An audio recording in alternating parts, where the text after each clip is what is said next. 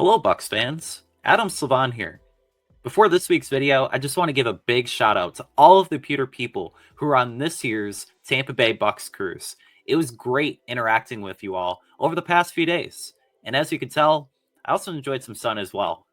Our cruise ship wasn't the only thing making waves, though. The Bucs have been busy making some in the start of NFL free agency, re-signing 2 key offensive starters and making a splash signing. So let's dive right into this week's top 10 takeaways, starting with number 1. A year after re-signing quarterback Baker Mayfield, safety Antoine Winfield Jr., and left tackle Tristan Wirfs to long-term deals, the Bucs took care of their own again. Wide receiver Chris Godwin, he got a nice 3-year, $66 million payday, while left guard Ben Bredeson returns for 3 years, $22 million. These moves keep some key offensive firepower in Tampa Bay. Number 2. Starting with Chris Godwin, re-signing was always the most realistic outcome. The Patriots reportedly offered a lot more money, while other teams like the Raiders and Jaguars presumably could have done the same.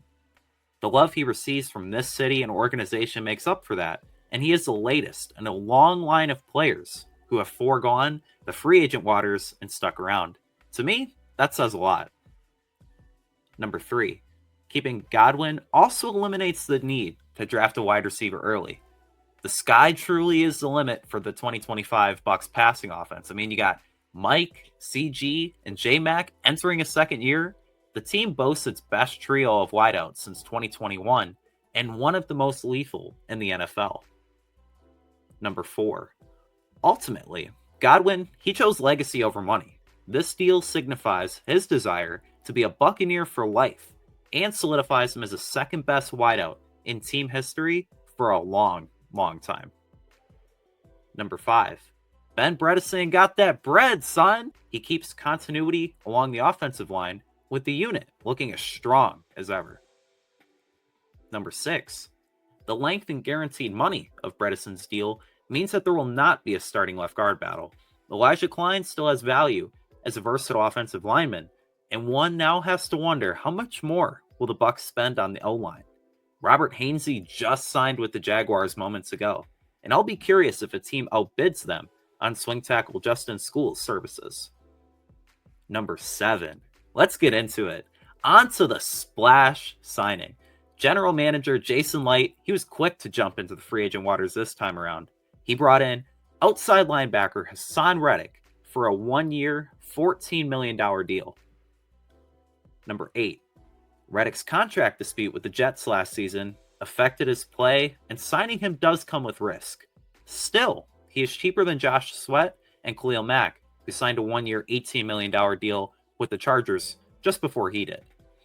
If he looks more like he did between 2020 and 2023, when he had 50.5 sacks and forced 13 fumbles, this will be one of Light's better acquisitions.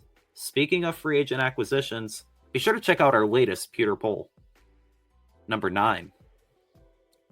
Reddick will quickly fit right in, and there are dots to connect here.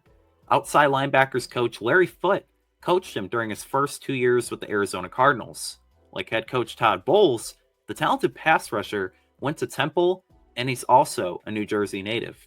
These ties provide optimism that he's going to fit right into the locker room and make the most of this opportunity, and maybe next year he'll get a bigger deal. Number 10. With Reddick only signed for a year, expect the Bucs to look at adding another outside linebacker early in the 2025 NFL Draft. A room consisting of Reddick, Yaya Diaby, that top pick, Chris Braswell, and maybe Anthony Nelson if he comes back, raises the floor substantially of what the outside pass rush should bring in 2025. That'll do it for my top 10 takeaways this week, but be sure to check out pewterreport.com at all hours of the day as the free agency cycle continues to chug along.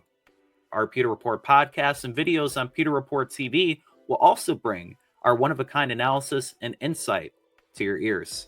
You can also find us on social media on our X, Instagram, and Facebook accounts. To see my 10 takeaways and more of my analysis, you can also find me on X at Adam Lives On. Thanks for watching. Let me know what you think of these moves and what you would still like to see the Bucs do during free agency in the comments below. Until then, I'll see you next week for another Top 10 Takeaways.